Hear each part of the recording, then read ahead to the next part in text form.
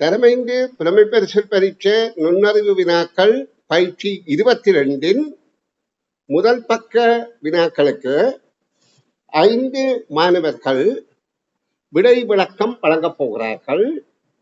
அதில் முதலாவது வினாவுக்கு சக்சனா எனும் மாணவி விடை விளக்கம் வழங்குவா. கேட்போம். சொல்லுங்கம்மா சக்சனா. சரியான விடையின் கீழ் கோடிடுக. ஒரு பெரிய மரக்குச்சியில் சில முகங்களில் உருவிற் காட்டப்பட்டுள்ளவாறு நிறமை பூசப்பட்டுள்ளது. பெரிய மரக்குச்சி சிறிய மரக்குச்சிகளாக வெட்டிய பின் எந்த முகத்திலும் நிறமை பூசப்படாத எத்தனை சிறிய மரக்குச்சிகள் கிடைக்கும்னு கேட்டிருக்கு. முதல்ல நாங்க இந்த உருவில் இருக்கிற மரக்குச்சிகளோட எண்ணிக்கையை காணணும். அதுக்கு நீளம் 3, அகலம் 3, உயரம் 3, 3 பெருக்கோடும். நீளம் 3 தர அகலம் 3 தர உயரம் 3 பெருக்கினா 27. இல்ல நிலச்சப்பட்ட மரக்குச்சிகள் எத்தனைன்னா 8. 27 மரக்குச்சிகள்ல இருந்து 8 மரக்குச்சிகளை கழிச்சா 19 மரக்குச்சிகள். அப்ப எந்த பக்கமும் நிறமை பூசப்படாத மரக்குச்சிகள் எத்தனைன்னா 19. அதாவது மூன்றாவது விடை. சரி, இப்ப நீங்க சொன்ன விளக்கத்தை நான் விளக்கம் கேட்டுக்கொண்டு உங்களிடமிருந்து ஒரு கேள்வியும் கேட்க இருக்கிறேன். நீங்க 19 என்ற விடை பொருத்தம் என சொல்லி இருக்கிறீர்கள். மூன்றாவது விடை. நீங்க இதற்கு சொன்ன விளக்கம் என்ன? இந்த தாயக்கட்டேந்த தோற்றத்திலே நீளம் அகலம் உயரத்தை பெருக்க வேணும் என்று சொன்னீங்க. ഇതിന്റെ ஒரு பக்கத்தை சதுரம் என்றபடியால் ஒரு பக்கத்தை நீளமாகவும் ஒரு பக்கத்தை உயரமாகவும் எடுத்துக்கொண்டால் 3 தர 3, சாரி, நீளமும் அகலமுமாக எடுத்துக்கொண்டால் 3 தர 3 9. பிறகு உயரம் 3 என்ற படியால் 93 27 துண்டங்கள் என்பதை சொன்னீர்கள். அதுக்கு பிறகு சொன்னீங்கள் நிலச்சப்பட்டது 8 மட்டுமென்று தான் சொன்னீர்கள். அந்த 8 இதுல கழிக்கிறீர்கள் என்று சொல்லி கழித்த பிறகுதான் உங்களுக்கு 19 என்ற விடை வந்தது என்று சொன்னீங்கள். என்னன்னு உங்களுக்கு 8 என்று தெரியும்? இங்க எங்கட கண்ணுக்கு 7 தானே தெரியுது. நான் இப்ப இலக்கம் காட்டுறேன் பாருங்க. 1 2 3 4 5 6 7 தானே கண்ணுக்கு தெரியுது. அது எப்படி அம்மா 8 தெரியும்? அந்த ஒன்றுட்டு போட்ட மரக்குச்சிக்கு கீழே அடியில இருக்கும். அது என்ன அந்த மரக்குச்சியின் பகுதியை என்னன்னு நாங்கள் கணிப்பில சொல்றது? ஒரு சதுரமுகிக்கு இருக்கின்ற என்னன்னு சொல்றது? உச்சிகள். 8 உச்சி இருக்குது. இப்ப இந்த அமைப்பில 8 உச்சிகள் இருக்கின்றது. இங்க எங்கட கண்ணுக்கு தெரிகிறது 7 உச்சிகள். அப்ப கண்ணுக்கு தெரியாத ஒரு உச்சி மறைமுகமாக இருக்கின்றது. ஆகவேதான் நீங்க 3 தர 3 தர 3 3 9 1 27 8 உச்சிகளும் தான் அந்த 3 முகம் நிறந்தீட்டப்படபடி இருக்குது. மற்ற ஒன்றுமே நிறந்தீட்டப்படவில்லை. அப்ப இதுக்கு விடை 19 என்று சொன்னீர்கள். பாராட்டுக்கள். சரி, இனி இரண்டாவது கேள்விக்கு லீசா எனும் மாணவி விடை விளக்கம் சொல்லுங்க பார்ப்போம். ஓம் சார், இப்ப இங்க வந்துட்டு ஏ வீடு எனவும், பி கோயில் எனவும், சி உடைந்த பாலம் எனவும், டி கடை எனவும், இ சந்தை எனவும், எஃப் பாடசாலை எனவும் தரப்பட்டிருக்கு. இப்ப முதலாவது கூட்டுத்தந்திக்கு ஒரு சிறுவன் வீட்டிலிருந்து பாடசாலை சென்ற பாதை உருவில் காட்டப்பட்டுள்ளது. அடுத்ததாக தரப்பட்டிருக்கு அவன் உடைந்த பாலத்தை பயன்படுத்தவில்லை. இதற்கேற்ப சரியான கூற்று யாது என்று கேட்டுக்க. இப்ப வீட்டுல இருந்து ஏல இருந்து பிக்கு செல்ல கூட்டால கோயில் இருக்கிற பக்கம் வந்துட்டு இடது பக்கம், அதுக்கு மறுபக்கம் வலது பக்கம். அடுத்ததாக பில இருந்து சிக்கு செல்ல கூட்டால பாலம் இருக்கிறது வலது பக்கம், கோயில் இருக்கிறது இடது பக்கம். அடுத்ததா சீல இருந்து டிக்கு செல்ல கூட்டால வந்துட்டு கடை இருக்கிறது வந்துட்டு இடது பக்கம், பாலம் இருக்கிறது வலது பக்கம். அடுத்ததா டில இருந்து எஃப்க்கு செல்ல கூட்டால வந்துட்டு இந்த உடைந்த பாலம் இருக்கிறது வலது பக்கம், அடுத்தது சந்தை இருக்கிறது இடது பக்கம். இப்ப நாங்க குறிச்சிட்டோம். அடுத்ததா கேட்சுக்கு இந்த கேட்சுக்கு அவன் அந்த உடைந்த பாலத்தை பயன்படுத்தவில்லை. இதற்கேற்ப சரியான கூற்றியது ஆண்டு கேட்டிருக்கு. இப்ப முதலாவது வந்துட்டு இடப்பக்கம் கோயிலையும் வலப்பக்கம் கடையையும் கண்டான். ஆனா நாங்க குறிச்சது வந்துட்டு இடப்பக்கம் கோயில் அல்ல, வலப்பக்கத்து தான் கோயில் கண்டோம். அப்ப அது போலவே அடுத்ததாக வலப்பக்கம் கடையையும் கண்டான். நாங்க பார்த்தோம் இடது பக்கம் தான் கடை இருக்குது. அப்ப அது பிள்ளை. முதலாவது கூற்று பொருந்தாது. இரண்டாவது கூற்று பார்த்தோம்னா வலப்பக்கம் கோயிலும் இடப்பக்கம் சந்தையும் கண்டான். அப்ப நாங்க குறிச்சோம் வலப்பக்கமா கோயில கண்டோம், சந்தையை இடப்பக்கமா கண்டோம். அப்ப அது சரியா இருக்குது. மூன்றாவது கேட்டிக்கு வலப்பக்கத்தில் கடையையும் சந்தையையும் கண்டான். இப்ப இடது பக்கத்துலதான் கடையையும் சந்தையையும் நாங்க குறிச்சோம். ஆனா இது வலப்பக்கம் தந்ததால அது பிள்ளை. அப்ப நாங்க இதுக்கான விட இரண்டாவது விட சார். வெரி குட், கட்டிக்காரி, வாழ்த்துக்கள். இப்ப நான் அந்த பிள்ளை சொன்ன விட விளக்கத்தை நான் மீள உரைக்கிறேன். அதாவது இங்கே ABCDEF என 6 இடங்களின் எழுத்துக்கள் ஆங்கில எழுத்திலே தரப்பட்டுள்ளது.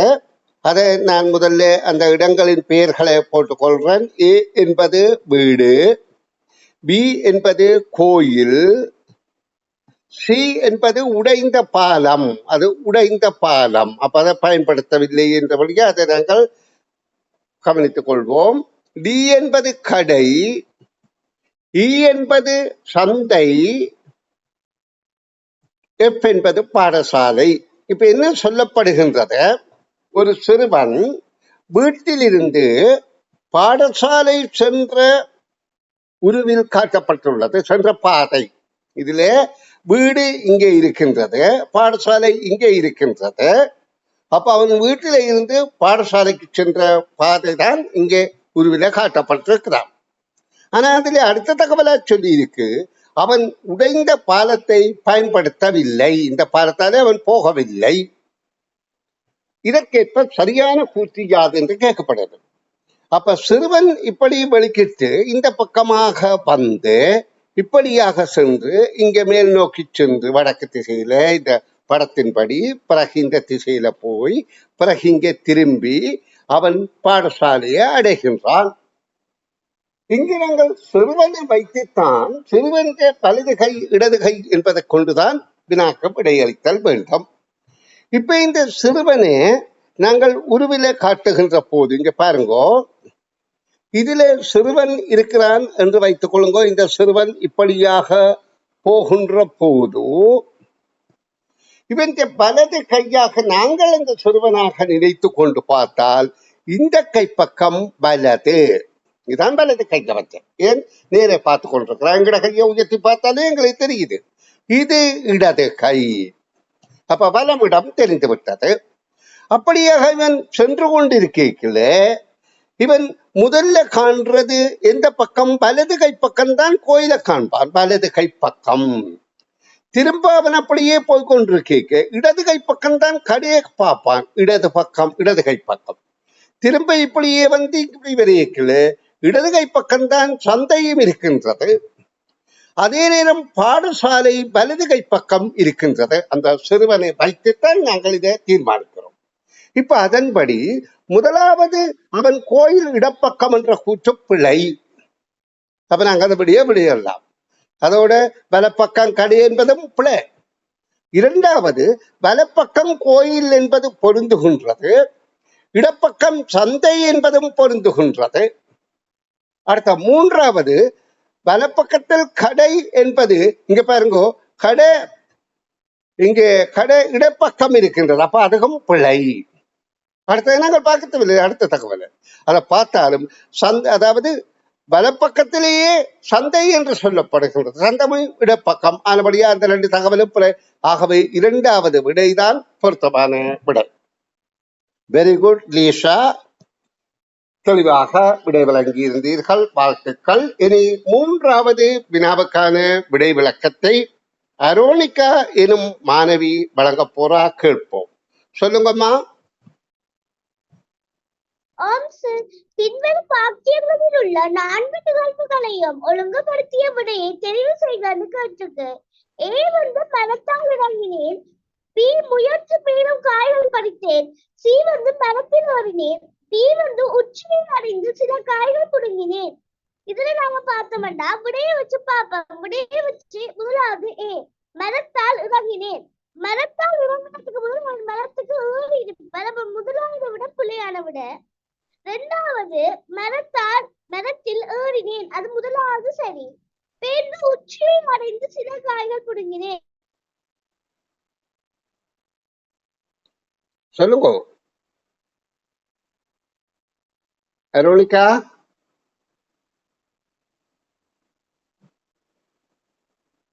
அரோனிகா இருக்கிறீங்களா? சரி, அந்த பிள்ளைய குரல் தொடர்ச்சியாக இல்லாதபடியால் சரவண் இந்த கேள்விக்கு விட விளக்கம் சொல்லுங்கப்பன். மூன்றாவதுக்கு திரும்ப இருக்கிறேன்.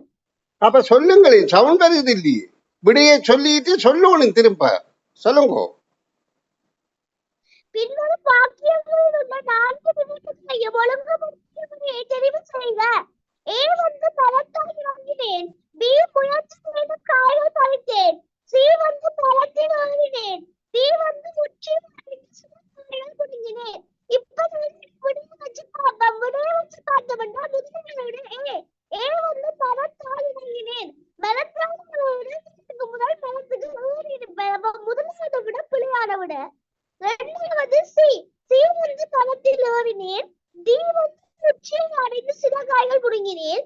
பி வந்து முயற்சி செய்து காய்கள் பறித்தேன். ஏ வந்து மரத்தால் இறங்கினேன். அப்ப ரெண்டாவது குற்றம் சரியா இருக்குது.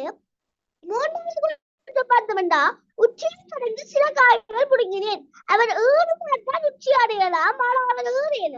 அப்ப மூன்றாவது விடையும் பிழை. அப்ப இதுக்கான விட இரண்டாவது விடை சார். அப்ப இரண்டாவது விடைதான் பொருத்தமா? ஓ, அத தெளிவாக சொல்ல வேணும், திரும்பி சொல்ல வேணும் நான் கேட்கிற போதும்.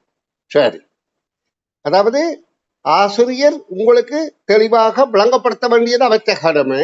அது மட்டும் விளங்கினது மற்ற பிள்ளைகளும் விளங்கி கொள்ற மாதிரி நீங்கள் தெளிவுபடுத்த வேண்டும். சரி, பரவாயில்ல பிள்ளை. சரி, நான் இப்ப இந்த கேள்வியை சொல்றேன். நீ தகவல்களை ஒழுங்கமைக்க மாட்டேன். அதாவது தகவல்களை சித்திரப்படங்களாக தந்து ஒழுங்கமைக்க சொல்வார்கள், அல்லது இங்கே வாக்கியங்களாக தந்து ஒழுங்கமைக்க சொல்லப்பட்டிருக்க. அது எப்படி வந்தாலும் ஏதாவது விடயத்தை ஒரு பருமனுக்கு ஏற்ப விலை அடிப்படையிலே கூடுகின்ற அல்லது பருமன் அடிப்படையிலே பெருகுகின்ற அப்படி ஏதாவது ஒரு அடிப்படையில தகவல்கள் ஒழுங்கமைக்கப்படும். இங்கே என்ன தகவல் என்று சொன்னா, ஒருவர் மரத்தில் ஏறி அந்த மரத்தில இருந்து தேங்காய்கள், காய்கள் என்று சொல்லப்படுது. என்ன காயம் இருக்கலாம்? மாமரம் என்றால் மாங்காய், தேனி என்றால் தேங்காய். ஏதோ அந்த மரத்தில் ஏறி தேங்காயோ மாங்காயோ புடுங்கி விட்டு கீழே இறங்கியதே தகவலாக தந்திருக்கு. அப்ப நாங்க இந்த வாக்கியங்கள்ல 4 நிகழ்வுகள், இது நிகழ்ச்சிகள் வாக்கியங்களாக இருக்கு. அதை குறித்த விடியே தெரிவு செய்யணும். இப்ப இரண்டாவது விடியே, அதாவது அரோனிகா எனும் மாணவி பொருத்தம் என்று சொன்னா நாங்கள் அதையே நேரடியாக பார்ப்போம். முதலாவது மரத்தில் ஏறினேன், பொருத்தமான நிகழ்வு. அதாவது முதல்ல மரத்தில் ஏறணும். அப்ப இரண்டாவது உச்சியை அடைந்து சில காய்களை பிடுங்கி, மர உச்சியில் ஏறி அங்கிருந்து ஏதோ காய்களை பிடுங்கினேன். மாங்காயாம் இருக்கலாம், தேங்காயாம் இருக்கலாம். அடுத்தது மூன்றாவது பி என்பது முயன்று மேலும் காய்களை பிடுங்கினேன். கொஞ்சத்தை பிடுங்கிட்டு நான் இறங்கவில்லை, இன்னும் முயற்சி செய்து கூடுதலாக பிடுங்கியுள்ளேன், பறித்தேன். அடுத்தது ஏ மரத்தால் இறங்கினேன். அப்ப இதற்கு இரண்டாவது விடை பொருத்தமானதாக இருக்கின்றது. புடுங்கினேன் என்பது பேச்சு வழக்கு மொழி அல்ல, எழுத்து வழக்கு மொழி என்பதை புரிந்து கொள்ளுங்கள். சரி, இனி அடுத்த கேள்வி சர்வூன் எனும் மாணவன் விடை விளக்கம் தருவார். சொல்லுங்கப்பன். என்னிடம் உள்ள ரொபிகளை மூவருக்கு சமமாக பகிர்ந்தளித்தால் 1 மீதி, 4 வீதம் பகிர்ந்து அளித்தால் 2 மீதி, 5 வீதம் பகிர்ந்து அளித்தால் மீதி இல்லை. அவ்வெண்ணிக்கை யாது? சரி, நாங்க இத விடைய வச்சு பார்க்கணும். முதலாவது விட 11. 11 நாங்க இந்த சொல்லி இருக்காங்க. முதலாவது தடவை மூவருக்கு பகிர்ந்தா 1 மீதி ஆகணுமா? நாங்க மூன்றால பிரிச்சா 3 9 2 மீதி. அப்ப அந்த விட வராது, முதலாவது விட வராது. ரெண்டாவது விடைய பார்த்தா 3 9 1 மீதி. அப்ப அது சரியா வருது. மூன்றாவது விடையும் பார்த்தா 3 4 12 1 மீதி சரியா வருது. அப்ப 2 விடையும் வருது. முதலாவது விட வராது கண்டதால மிச்ச 2 விடையும் வச்சு பார்க்க போறோம். அடுத்த தடவை சொல்லி இருக்காங்க 4 வீதம் பகிர்ந்து அளித்தால் 2 மீதியா வரணும். 4ஆல நாங்க 10 பிரிச்சா 4 2 8 2 மீதி சரியா வருது. அடுத்தத பார்த்தா 3 12 1 மீதி வந்ததால அது வராது. இது நாங்க அடுத்த தடவையும் பார்த்தா 5 வீதம் பகிர்ந்து அளித்தால் மீதி இல்லை. அவ்வெண்ணிக்கை அதுன்னு கேட்டிருக்காங்க. நான் இப்ப 10 அந்த விடையா கண்டுட்டோம். 10 பிரிச்சு 5ஆல 2 10. அப்ப மீதி வரல. அப்ப 10 விட சரியான விடை சார். வெரி குட், கெட்டிக்காரன், வாழ்த்துக்கள். இப்ப இதுகள் இந்த மாதிரியான வினாக்களுக்கு வேற கணிப்பு முறைகள் இருந்தாலும் நாங்கள் 10 வயது பிள்ளைகளுக்கு விளங்கிக் கொள்ளக்கூடிய முறையில தான் கேள்விக்கு விடை விளக்கம் வழங்குதல் வேண்டும். அவர்களும் அவ்வாறு தான் விளங்கிக் கொள்ள வேண்டும். சரி, இப்ப இந்த கேள்வியை இந்த பிள்ளை சருவன் என்றவர் வாசித்துட்டு சொன்னார், உள்ள தொபிகளை 3 சமனாக பகிர்ந்தால் 1 மீதி. அப்ப இத 3 பேருக்கு சமனா பகிர்ந்தால் 3 9 2 மீதி வருகின்றது. அப்ப இந்த விடை பொருந்தவில்லை. அடுத்ததாக அவர் இதை 3 வீதம் பகிர்ந்தார் 3 9 1 மீதி முதலாவதுக்கு பொருத்தம் என்று சொன்னார். முதலாவது இதையும் 3ஆல வகுத்தார் 3 12 1 மீதி இதுவும் பொருத்தமாக இருக்கின்றது. அப்ப அடுத்த தகவல் 4 வீதம் பகிர்ந்தால் 2 மீதி. அப்ப 4 வீதம் பகிர்ந்தால் வேறொரு நிறத்தால குறித்து காட்டுறேன். இதை 4 வீதம் பகிர்வோமாக இருந்தால் 2 பேருக்கும் 2 மீதி. இதை 4 பேருக்கு 4 வீதம் பகிர்ந்தால் 3ம் 1 மீதி வருகின்றதான வழியா இந்த விடையும் பொருந்தவில்லை. அப்ப அடுத்து 5ஆல பகிர்ந்தால் இது 2 மீதி இல்லை. ஆகவே இதுதான் விடை பொருத்தம் என்பதை அவர் மிக தெளிவாக விளக்கம் தந்தார். வாழ்த்துக்கள். நாங்கள் இனி அடுத்த முகசன் என்ற மாணவனிடம் அடுத்த வினாவை அளிக்கிறேன். விடியலிங்கோப்பன். பயிற்சி 22 5வது வினா. எங்கள் குடும்பத்தில் அம்மா அப்பா 4 பிள்ளைகளும் அம்மாவின் தங்கை குடும்பத்தில் 3 பிள்ளைகளும் அப்பாவின் தம்பி குடும்பத்தில் 2 பிள்ளைகளும் அம்மாவின் தங்கையின் கணவரும் அப்பாவின் தம்பியின் மனைவியுமாக எல்லோரும் சுற்றுலா ஒன்று சென்றோம். சுற்றுலா சென்றோரின் மொத்த எண்ணிக்கை எவ்வளவுன்னு கேட்டிருக்கு சார். அப்ப முதலாவது தடவுல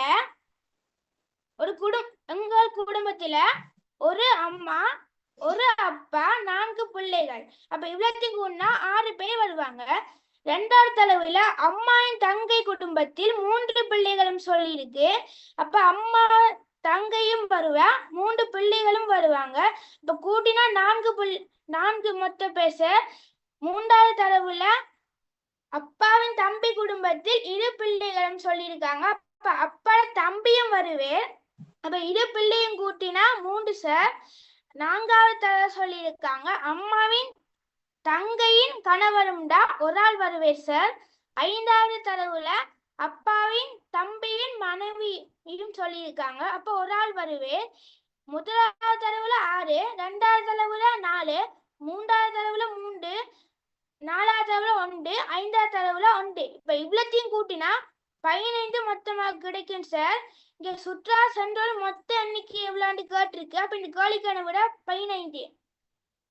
ஓ, இப்ப இந்த மாணவர் கேள்விய ஆழமாக வாசிக்காமல் பிழையான விடையை அளித்துள்ளார்.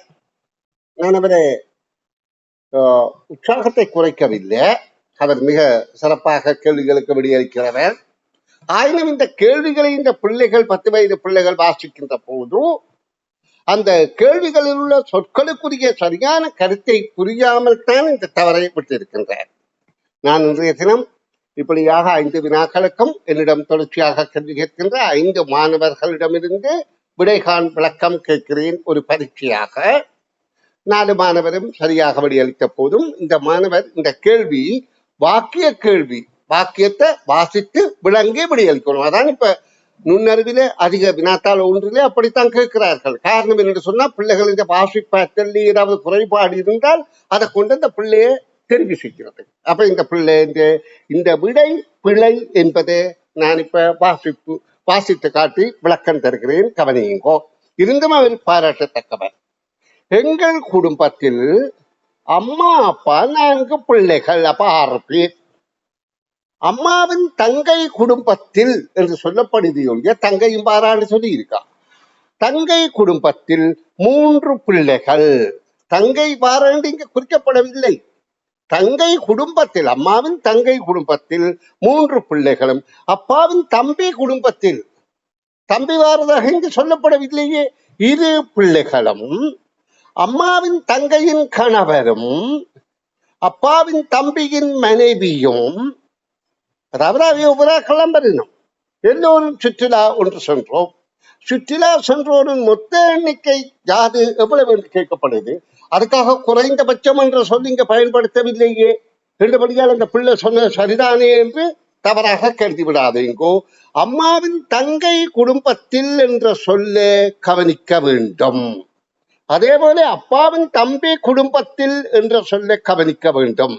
அப்பாவின் தம்பியோ அம்மாவின் தங்கையோ என்று சொல்லவில்லை.